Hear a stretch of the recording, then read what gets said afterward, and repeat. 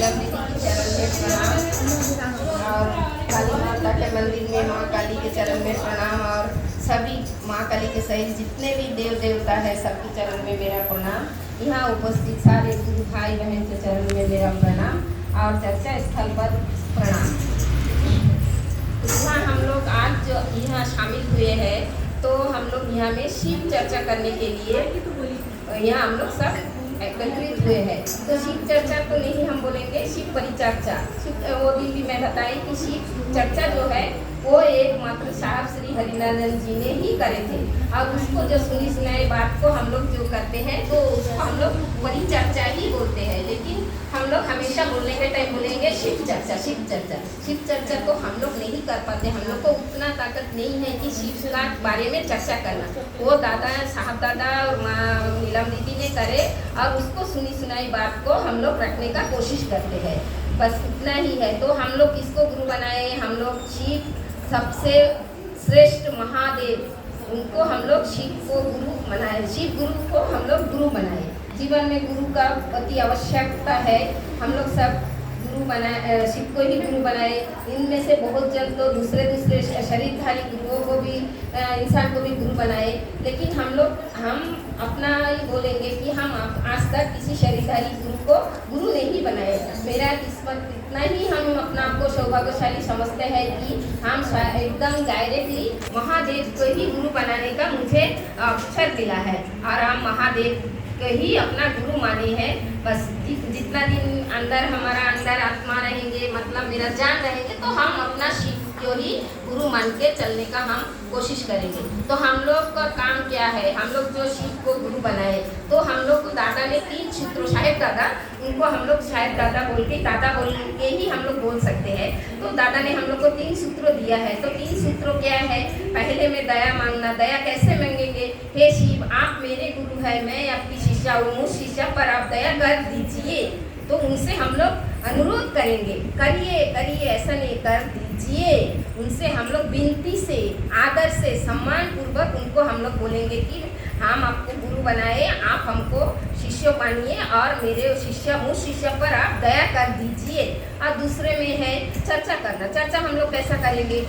हम दादा से जो हमको जो गुरु ने दया करेंगे, दया किया हो तो हम अपना आप में कोई अनुभूति मेरा अंदर हुआ है तो वही चीज़ को हम दूसरा को बोलना पड़ेगा मेरे को कि मेरा जीवन में शिव को गुरु मान के मेरे को ये चीज़ अच्छा हुआ है, आप भी मनाइए, गुरु शिव को गुरु मानिए, तो आपको जीवन भी परिवर्तन आएगा और आपको भी अच्छा होगा। ये चीज़ हम लोग दूसरे को जरूर बताना है, तो समझाना है। अपना आप समझेंगे तो हम दूसरे को समझाने सकेंगे। जो जब तक मेरा अंदर कोई अनुभूति हमको नहीं होगा कि हम शिव को गुरु बनाने पर हमको कोई ऐसा अनुभूति नहीं हुआ तो हम ऐसा ही दूसरों को नहीं बोल सकते। तो हमको अनुभूति मिलने पर ही हम बोल सकते कि हम शिव को गुरु बनाए और मेरे को जीवन में अच्छा परिवर्तन आया है, मेरा एक काम अटका हुआ था या कुछ भी मेरा अंदर जो इच्छा था उसको पूरा हुआ गुरु बनाने के बाद में। तो ये चीज़ हम दूसरा को बोलना चाहिए और समझाना चाहिए, मतलब उनको भी अच्छा से प्यार से समझाना चाहिए, तभी तो उन्होंने समझेगा। ऐसे ही हम आके किसी को बोल देगा कि आप शिव को गुरु बनाए तो कौन मेरा बात सुनेगा? कोई नहीं सुनेगा। गुरु बनाने के लिए तो बहुत जन है, पूजा करने के लिए बहुत भगवान है, तो मेरा बात क्यों समझेगा, क्यों सुनेगा? तो इसलिए हम लोग उसको अच्छा से समझाना पड़ेगा कि साहब दादा कौन है, नीलम दीदी कौन है, उन्होंने क्या किया है, उन्होंने क्या दिया है हम लोग को, फिर हम लोग क्यों उनको गुरु माना है। ये सब चीज़ को हमारा जानकारी होना है, तभी ना हम लोग दूसरों को बोलेंगे कि आप भी गुरु मानिए। नहीं तो ऐसे ही बोल देने से रास्ता चलता हुआ इंसान कभी नहीं मानेगा, ये क्या बकवास करती है। तो हम लोग जब तक उसको अच्छा से नहीं समझाएंगे तब तक वो नहीं समझेगा। ऐसे ही हम लोग बोलेंगे कि गुरु मानो, गुरु मानो, गुरु मानो, गुरु मान के क्या होएगा?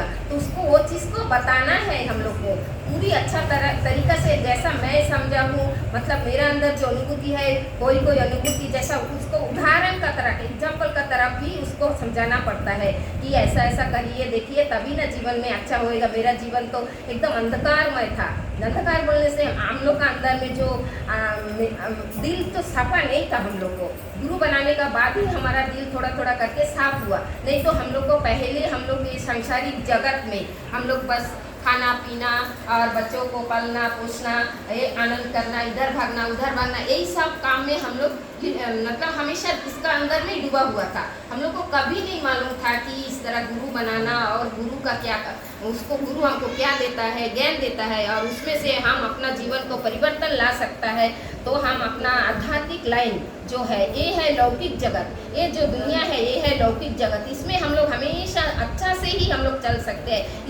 इसमें हम लोग को किसी को सिखा के देने का जरूरत नहीं है, कैसा तुम खाना बनाएगी, कैसा तुम नौकरी करेगी, कैसा तुम बच्चों को पालेगी, कैसा रिश्तेदारों के साथ बिहेव करेगी, ये सबको ज्ञान हम लोग को बहुत अच्छा से था। लेकिन हम लोग को जो आध्यात्मिक लाइन का ज्ञान हम लोग कहाँ से आया और क्या करना, क्या उद्देश्य के लिए हम धरती पे आया है, मेरा जन्म क्यों हुआ है, बस जन्म हुआ तो बस हमको खाना पीना बना के खा के और बच्चा पाल के ही चले जाना और कुछ काम नहीं है।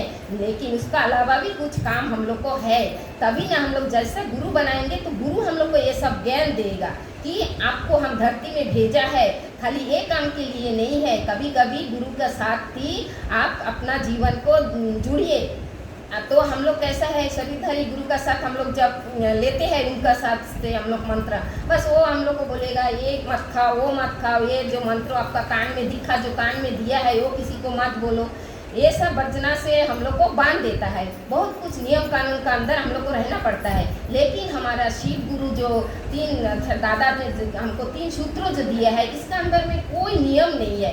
आप कैसा भी रहो, कुछ भी खाओ, कैसा भी मतलब पहनो, सुबह उठ के नहाओ मत नहाओ, आप गुरु का नाम लेते रहो, नमः शिवाय से उसका जप करते रहो, इसमें कोई आपका बाधा नहीं है, कोई नियम नहीं है। आप करते रहो, जो आपको कर्मफल है वो कटेगा। जितना हम नमः शिवाय करेंगे उसको हमारा कर्मफल कटेगा। मेरा जिंदगी क्या है, क्या होने वाला है, हमको कुछ नहीं मालूम, वो गुरु का मालूम है। तो इसलिए गुरु का नाम हमेशा लेते रहना, तो मेरा कर्मफल जो है बुरा कर्मफल वो कटते रहेगा।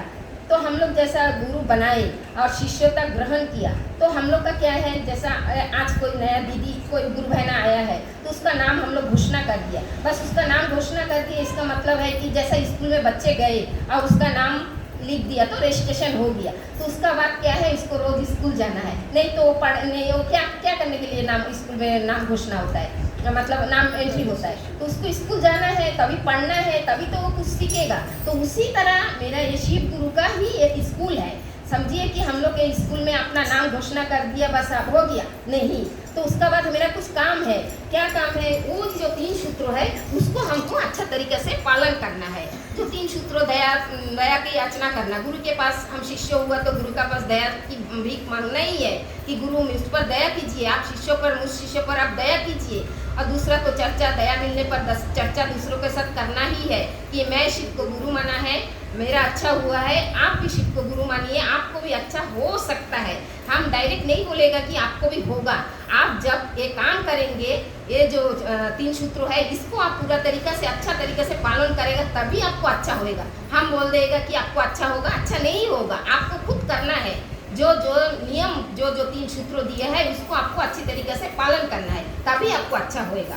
हम लोग बोल देगा आपको अच्छा होगा, नहीं होगा, आपको खुद करना है।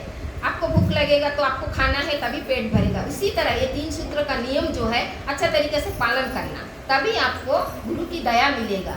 ऐसा नहीं है कि हम कुछ भी ना करें भी ना, मेरा नाम घोषणा हो गया बस हमको हो गया, शिष्यता हमको मिल गया। नहीं, स्कूल में बच्चा भर्ती कर दिया, स्कूल नहीं गया तो हो जाएगा, बच्चा एक क्लास से दूसरा क्लास में जाएगा, नहीं जाएगा ना। उसको स्कूल जाना है, रोज पढ़ना है, होमवर्क करना है, तभी तो उसको एक पहली क्लास से दूसरी में जाएगा। उसी तरह हम लोग भी गुरु जब माने हैं और शिष्यों मुझको स्वीकार करा है तो हमको भी गुरु के लिए कुछ काम करना है। क्या काम है, एकदम सरल है काम। जो 3 सूत्र है इसमें क्या है, कुछ भी नहीं है, बस इसको मन ही मन करना है। इसके लिए आपको कुछ भी नहीं चाहिए। जैसा अभी देखिए एक छोटा सा एग्जांपल, हम तो हर दिन जब भी हम बोलने को मौका मिलता हम बोलता है कि मंदिर आना। आप ऐसा नहीं सोचने से मंदिर नहीं आ सकता, आपको मंदिर आने के लिए नहाना पड़ेगा, कुछ हाथ में लेके। हम लोग दिल में सोचेगा अरे खाली हाथ कैसे जाएंगे, कुछ तो लेना है, बस कुछ लेके आके भगवान का चरण में हम लोग को रखना है। उसका बाद भगवान से हम प्रार्थना करेंगे कि हे भगवान, हम मुझको मूर्ख को आप दया कीजिए, या तो मेरे को ये चाहत है इसको पूरा कीजिए। हाँ, तो ये सब हम लोग को करना है। ये क्या है, करो तो पाओ। आप मंदिर आओ तो भगवान का दर्शन करो, या कुछ लाओ तो चढ़ाओ तो आप पाओ। और मेरा गुरु क्या है, 3 सूत्रों दिया है, इसमें कुछ करने का नहीं है, खाली मन ही मन करो, लेकिन इसी में गुरु संतुष्ट हो जाएगा और आपका दिल में जो है उसको गुरु पूरा करने का कोशिश करेगा। गुरु और शिष्यों का जो रिलेशन है वो मजबूत बनाना। जबकि गुरु हमको शिष्यों का रूप में ग्रहण किया और हम उसको गुरु के रूप में ग्रहण किया, तो मेरा गुरु शिष्यों का एक जो रिलेशन है वो बहुत मजबूत होएगा।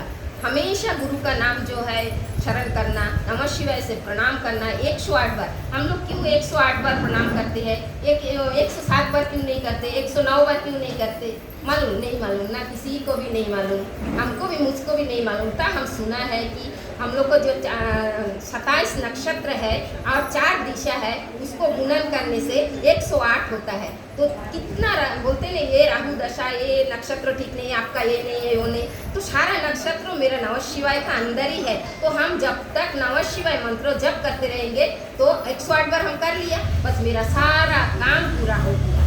हमको और कुछ काम करने का और कोई मंदिर या कोई जगह, हम लोग बोलेंगे नहीं कि मत जाओ, वो तो आदिकाल से सब जाते ही है और जाते भी रहेंगे, लेकिन हम लोग का काम है जो नमः शिवाय हम लोग जप लिया बोलने से मेरा सारा काम हो गया, सारा पूजा पाठ भी हो गया, मन ही मन। हमको जाने का भी जरूरत नहीं है, हमें घर में बैठ के ही हम जब 108 बार नमः शिवाय कर लेंगे, बस सोचिए कि आपका सारा पूजा हो गया, महादेव आपका ऊपर संतुष्ट है। और महादेव संतुष्ट होने से सारा जितना भी है 33 जो 33 करोड़ देव देवता है वो एकमात्र महादेव ही सबसे बड़ा है। हाँ, इसीलिए उसको महा बोलता है, महादेव सबसे ऊपर है। अगर उनका हम लोग सेवा पूजा कर लिया या तो उनका नाम जप लिया, बस सारा देवता खुश हो जाएगा। तो हम लोग को कितना आसान तरीका दे दिया साहब दादा। हम लोग इतना बिजी लाइफ है, हम लोग का इतना बिजी लाइफ में इजी गुरु कौन दिया? साहब दादा ही दिया। शिव को गुरु बनाया तो इतना इजी है, कुछ करने का जरूरत नहीं है। एक मंदिर जाने के लिए भी आपको एक टाइम मांगता, इसमें कोई टाइम नहीं है, कुछ नहीं है, बस आप खाली घर में ही बैठ के काम करते हुए भी आपको दोनों हाथ में काम रहेगा। आप मुंह से दिल से आप नमः शिवाय करते रहिए, गुरु का पास दया मांगते रहिए, बस उसी में आपको काम हो जाएगा। ये तो इतना इजी नहीं है, इसीलिए बोला है इजी बिजी लाइफ में इजी गुरु। इतना इजी गुरु कौन हम लोग को बता सकता? हाँ, कोई भी बोलेगा कि जाओ मंदिर जाओ, ये करो वो करो, फलाने के पास जाओ, उसके पास जाओ, ये देगा वो देगा, फूक के देगा, धागा देगा, तो ये देगा। हमारा कुछ का जरूरत नहीं है। अगर दिल में विश्वास है और भक्ति है और गुरु के प्रति आपका सम्मान है और प्रेम से गुरु को आप बुलाइए, गुरु को शरण में आप जाइए, गुरु का पास में आप 3 सूत्रों करिए ईमानदारी से। हम लोग दिखाने के लिए करने से नहीं होगा, हम लोग को दिल से करना होगा, एकदम दिल से। इसमें मतलब बोलते नहीं 2 नंबर ही करने से नहीं होगा। मंदिर पूजा पाठ हम लोग दिखाने के लिए भी वो जाता है, हम भी जाना है, वो दिल में पट करके हम लोग सोच के उसका साथ उसका या पीछे पीछे हम लोग चलेंगे। लेकिन वो उस तरह करने से तो भगवान को तो मालूम है वो कैसा क्या दिल लेके आया है। लेकिन इसमें गुरु का, इसमें हम लोग जब शिष्य मानते हैं तो शिष्यों का तौर तरीका पे थोड़ा सा हम लोग ध्यान देना ही है। तो 3 सूत्रों हम लोग ईमानदारी से करना है। 3 सूत्रों नहीं करेगा तो हम लोग आगे नहीं बढ़ पाएगा। छत में जाने के लिए आपको सीढ़ी चढ़ना है, तो ये सीढ़ी चढ़ेगा तभी ना आप छत पे पहुंचेगा। तो हम लोग भगवान के, हम लोग गुरु के पास कैसे जाएंगे? 3 सूत्रों करेंगे तभी ना हम लोग जा पाएगा, नहीं तो हम लोग नहीं जा पाएगा। ठीक है, वो आप लोग बहुत अच्छा से इधर